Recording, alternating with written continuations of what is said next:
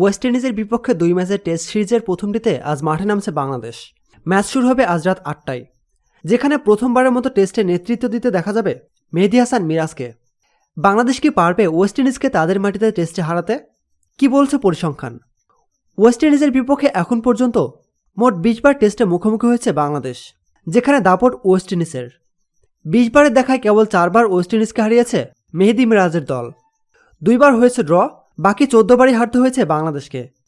দীর্ঘ 16 বছর পর এই প্রথম বাংলাদেশ কোনো পঞ্চবরম ছাড়া ম্যাচ খেলতে মাঠে নামছে। চিন্তার বিষয় শুধু সেখানেই নয়, নিয়মিত অধিনায়ক নাজমুল হোসেন শান্তও থাকবেন এই ম্যাচের বাইরে।